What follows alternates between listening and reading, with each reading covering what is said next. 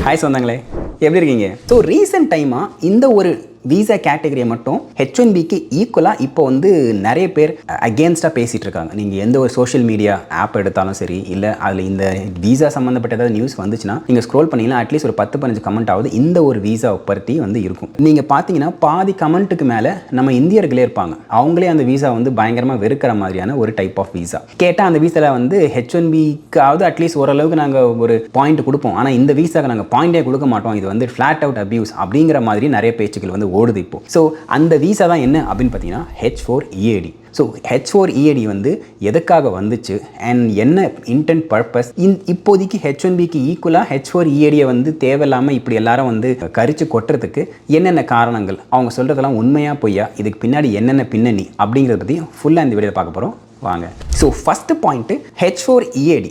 ஆக்சுவலாக நீங்கள் இந்த டாப்பிக்கை எடுத்தாலே இது வந்து இப்போ இருக்கவே கூடாது அப்படிங்கிற மாதிரி இங்கே இருக்க அமெரிக்கன் சுப்ரீம் கோர்ட் வரைக்கும் போயிட்டு அவங்க என்ன பண்ணாங்க, இந்த கேஸை எடுத்துக்கல. சுப்ரீம் கோர்ட் வந்து கேஸை வந்து எடுத்துக்காமல் ரிஜெக்ட் பண்ணிட்டாங்க. விச் மீன்ஸ் அவங்க வந்து they don't want to decide. அதனால அது கீழ்கோர்ட்டில் என்ன தீர்ப்பு இருந்துச்சோ அதுதான் வந்து வேலிடாக இருக்கும். அந்த கீழ்கோர்ட்டில் என்ன தீர்ப்பு இருந்துச்சுன்னா H4EAD is to stay, single லைனில் சொல்லணும், அப்படி தான் இருந்துச்சு. இப்படி தான் இந்த வீசா இப்போதைக்கு இருக்குது. அண்ட் இதில் இருக்க ஒரு பெரிய குற்றச்சாட்டு என்ன சொல்கிறாங்க அப்படின்னா, இது வந்து காங்கிரஸ் வழியாக போன ஒரு வீசா கேட்டகரி கிடையாது. ஒபாமா வந்து அவர் கீழே அப்போதைக்கு இருந்த டிபார்ட்மெண்ட்டோட பவரை வச்சு அவங்க என்ன பண்ணாங்கன்னா இதை கொண்டு வந்தாங்க. அதனால இது வந்து காங்கிரஸ் வழியாக போகாதனால இது வந்து எடுத்துருங்க, இதனால் நிறைய பாதிப்பு இருக்குது அப்படிங்கிறது அவங்களோட வாதமாக இருந்துச்சு. ஸோ இதுக்கு பின்னணி என்ன அப்படின்னு பார்த்தீங்கன்னா 2015 ஒபாமா வந்து இந்த H4EAD வீசா வந்து கொண்டு வராரு. பாயிண்ட் நம்பர் 1, இந்த வீசா எல்லாரும் எப்படி யோசிக்கிறாங்கன்னா, ஹெல்ப் பண்ணுறதுக்காகவே இதை உட்காந்து வந்து டிசைன் பண்ணி கொண்டு வந்த வீசா அப்படிங்கிற மாதிரி நிறைய பேர் வந்து சமூக வலைத்தளங்களும் சரி, நம்ம இந்தியன்ஸே கூட வந்து பேசிகிட்டு இருக்காங்க.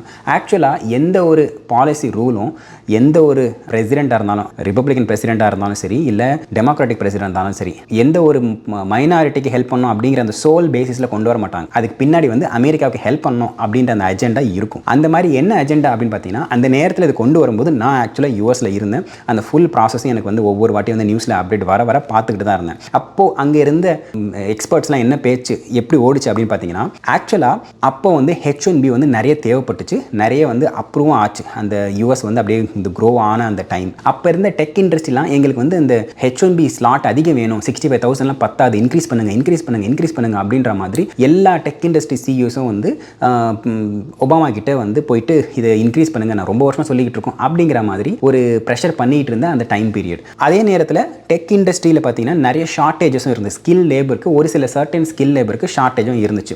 வெளியிலேருந்து ஆள் கூட்டிகிட்டு வரணும். இது இன்க்ரீஸ் பண்ணுறதா இருந்தால் நீங்கள் வந்து H1B வந்து இன்க்ரீஸ் பண்ணால் வெளியிலேருந்து ஆள் உள்ளே வருவாங்க. இந்த நேரத்தில் தான் இவங்க எப்படி கொண்டு வந்தாங்கன்னு பார்த்தீங்கன்னா, ஓகே ஏற்கனவே உள்ளே இருக்கிற ஆளுங்களை வச்சு எப்படியாவது இந்த டெக் இண்டஸ்ட்ரியில் இருக்க அந்த ஸ்கில் ஷார்ட்டேஜை நம்ம வந்து ஃபில் பண்ண முடியுமா அப்படின்னு பார்க்கும்போது H1B ஸ்பவுஸ் எல்லாமே பார்த்தீங்கன்னா முக்கால்வாசி ஒரு 60 to 70% அப்படின்னு சொல்லலாம்னு வச்சுக்கோங்களேன். அவங்க H1Bயோட ஸ்பவுஸ் பார்த்தீங்கன்னா அவங்கள வந்து அட்லீஸ்ட் ஒரு இன்ஜினியரிங் டிகிரியாவது முடிச்சிருப்பாங்க. அதுக்கப்புறம் வந்து ஹைலி ஸ்கில்டாக இருப்பாங்க. ஏற்கனவே அவங்க வந்து இந்தியாவில் ஒரு சாஃப்ட்வேர் இண்டஸ்ட்ரியில் ஒர்க் பண்ண எக்ஸ்பீரியன்ஸ் வந்து அட்லீஸ்ட் அந்த ஒரு பர்சன்டேஜ் பீப்புளுக்கு வந்து இருக்கும். ஸோ இப்போ ஏற்கனவே அவங்க இங்கே இருக்கிறாங்க அப்படின்னும் போது அவங்களுக்கு வந்து ஒர்க் பண்ணுறதுக்கு ஒரு ஆப்பர்ச்சுனிட்டி கொடுத்தா அதுக்கப்புறம் இந்த ஸ்கில் ஷார்ட்டேஜ்லாம் வந்து நிவர்த்தி பண்ணிடலாம். அதுவும் இல்லாமல் நம்ம வெளியிலேருந்து ஆள் கூட்டு வரணும்னு அவசியம் இருக்காது. ஏன்னா வெளியில் நீங்கள் ஒரு H1B கூட்டிட்டு வந்தீங்கனாலே கன்ஃபார்மாக அவங்களுக்கு வந்து ஒரு ஸ்பவுஸ் கூட்டு வருவாங்க, அதுக்கப்புறம் இங்கே குழந்தைங்கள் வரும். ஸோ ஒரு H1B அட்லீஸ்ட் வந்து ஒரு 4 பேர் கூட்டிட்டு வர்றதுக்கு சமம். அதுக்கப்புறம் அது வந்து திருப்பியும் இந்த ஸ்கில் ஷார்ட்டேஜ் இருக்க அதிகமான H1B உள்ளே கூப்பிட்டு வர இது வந்து இமிகிரண்ட்ஸ் அதிகமாகிடும் அப்படிங்கிறதுக்காக இங்கே இருக்கிறவங்களே வச்சு சமாளிச்சிடலாம் அப்படிங்கிற அந்த பர்பஸுக்காகவும் அவங்க வந்து இந்த ரூலை வந்து கொண்டு வந்தாங்க. இதை நான் அப்போவே நிறைய இந்த நியூஸ் மீடியாக்களை பார்க்கும்போது ஓடின ஒரு பேச்சாக இருந்துச்சு. ஏன்னா அது மட்டும் இல்லாமல் அமெரிக்காவுக்கு ஹெல்ப் பண்ணுறதுக்கும் இந்த ஸ்கில் ஷார்ட்டேஜ் வந்து ஹெல்ப் பண்ணுச்சு. கூடவே அந்த ஒரு ஃபேமிலி அவங்க ஒரு ஹஸ்பண்ட் ஒய்ஃப் 2 பேர் ஒர்க் பண்ணுறாங்க அப்படின்னும் போது எக்கனாமி கொஞ்சம் எக்ஸ்ட்ரா நிறைய இன்சென்டிவ்ஸ்லாம் இருக்குது. அதையும் பேஸ் பண்ணி தான் இந்த ரூல் பார்த்தீங்கன்னா ஃபர்ஸ்ட் வாட்டி அவங்க வந்து கொண்டு வந்தாங்க. இதை சோன்லி இமிகிரண்ட்க்கு ஹெல்ப் பண்ணணும் அப்படிங்கிற பேசிஸ்க்காக இல்லை, அதுக்கு பின்னாடி ஒரு அஜெண்டா இருந்துச்சு அண்ட் எல்லா ரூலுக்கு பின்னாடியும் இருக்கும். ஓகே, இது வந்து சப்போர்ட்டிவ் பாயிண்ட். இதுக்கு அகேன்ஸ்டாக இருக்க பாயிண்ட் என்னன்னு பார்த்தீங்கன்னா பேட் ஆக்டர்ஸும் இருக்காங்க. நான் இல்லைன்னு சொல்லலை. இல்லை என்ன பிரச்சனை வரும் அப்படின்னு பார்த்தீங்கன்னா, முக்கால்வாசி வந்து H4EADயில் நீங்கள் ஸ்டாட்டிஸ்டிக்ஸ் எடுத்து பார்த்தீங்கனாலே அதிகமான ஆளுங்க யார் இருக்காங்கன்னா இந்தியன் ஸ்பவுஸ் தான் இருக்காங்க. சில கன்சல்டன்சி கம்பெனிஸ் என்ன பண்ண ஆரம்பிச்சிட்டாங்கன்னா, இந்த மாதிரி ஸ்பெசிஃபிக்காக ஹவுஸ் ஒய்ஃப் அவங்களுக்குலாம் வந்து டார்கெட் பண்ணி மார்க்கெட்டிங் பண்ணி நாங்கள் வந்து உங்களுக்கு வேலை வாங்கி தரோம் அப்படிங்கிற மாதிரி ஸ்பெசிஃபிக்காக டார்கெட் பண்ணி அவங்க இந்தியாவில் இருந்திருப்பாங்க. அவங்களுக்கு வந்து எந்த ஒரு ஒர்க் பண்ண எக்ஸ்பீரியன்ஸே இருந்திருக்காது. அவங்களை வந்து நிறைய மார்க்கெட்டுக்குள்ளே ஃப்ளட் பண்ண ஆரம்பிச்சிட்டாங்க. இந்த மாதிரி வந்து நிறைய இன்சிடென்ட்ஸ் வந்து அப்போவே இருந்துச்சு. நான் ஒரு கம்பெனியில் ஒர்க் பண்ணிட்டு இருக்கும்போதும் நிறைய இன்டர்வியூ எடுக்கும்போது இந்த மாதிரி கேண்டிடேட் பார்த்தீங்கன்னா அது கிளியராக தெரியும். ஏற்கனவே வந்து ஒரு ஒர்க் பண்ணி ஒரு 6-7 இயர்ஸ் நீங்கள் ஒரு இண்டஸ்ட்ரியில் இருக்கீங்க.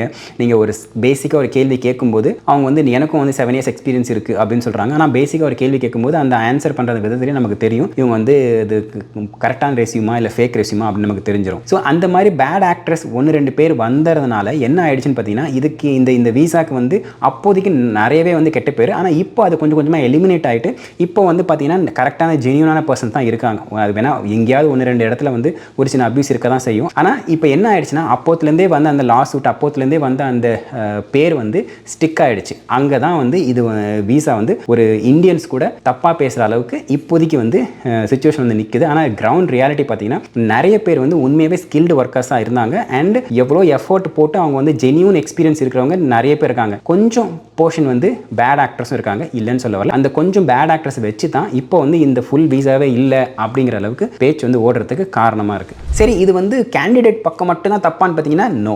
ஆக்சுவலாக H1Bயில் ஒருத்தங்களை வந்து கம்பெனி ஹையர் பண்ணணும்னா நீங்கள் வந்து 300 பேப்பர் ஃபில் பண்ணுற மாதிரி இருக்கும். ஆனால் இதுவே நீங்கள் H4EADயாக இருந்தால் நீங்கள் எதுவுமே ஃபில் பண்ண தேவையில்லை. நீங்கள் வந்து you are selected, you can report to this location from tomorrow அப்படின்னு சொல்லிட்டு முடிஞ்சு போச்சு. அந்த அளவுக்கு வந்து அவ்வளோ ஈஸி. அதனால் கம்பெனிஸும் என்ன பண்ண ஆரம்பிச்சாங்கன்னா, H1B எடுக்கிறதுக்கு பதிலாக ஒரு H4 எடுத்துடலாம் அப்படிங்கிற மாதிரி வந்து அவங்க ஒரு செட் ஆஃப் ப்ராசஸ்க்கு வந்து யூஸ் பண்ண ஆரம்பிச்சிட்டாங்க. அதனால் இருக்கிற H1B வந்து அது எப்படி அப்படின்ற மாதிரி வந்து அவங்களும் வந்து ட்ரிகர் ஆக ஆரம்பிச்சிட்டாங்க. இதனால தான் இங்கே இருக்கிற இந்தியன்ஸும் சரி நார்மல் அமெரிக்கன்ஸும் சரி இந்த வீசா மேலே ஒரு சின்ன அதிருப்தி அப்படின்னு சொல்லலாம். அண்ட் இது வந்து இப்போ இருக்கிற அட்மினிஸ்ட்ரேஷன் கொஞ்சம் எக்ஸ்ட்ராவாக கொண்டு போயிட்டு அந்த ஆட்டோமேட்டிக் எக்ஸ்டென்ஷன் கேன்சல் பண்ணாங்க.